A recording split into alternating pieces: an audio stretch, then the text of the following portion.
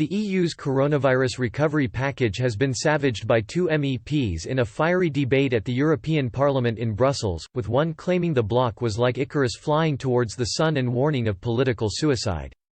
However, the remarks prompted an angry response from an MEP from Italy's Five Star Movement, who described both Jörg Meuthen and Dirk-Jan Eppink as shameful. German MEP Jörg Meuthen, a member of the right-wing Identity and Democracy Group and an ally of Matteo Salvini, the leader of Italy's Lega party, made his remarks in a plenary session of the European Parliament to discuss the bloc's €750 billion EU recovery package aimed at mitigating the impact of the crisis.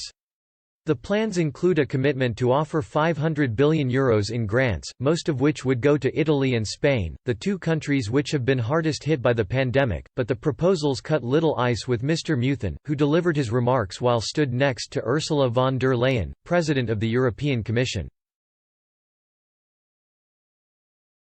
Mr. Meuthen said, "This is nonsense. This is a huge price for EU citizens to pay. You are just spending as if there is no tomorrow with taxpayers' money.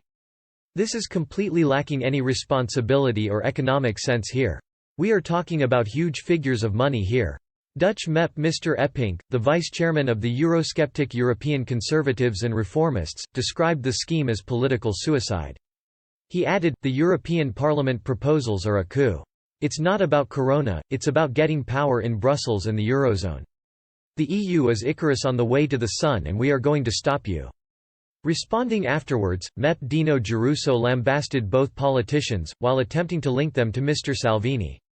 He said, "They declared in plenary that helping the countries most in difficulty due to the pandemic is a political suicide and a coup. Do MEPs from Lega and Fratelli d'Italia share the words of their allies or feel at least a little bit of shame?"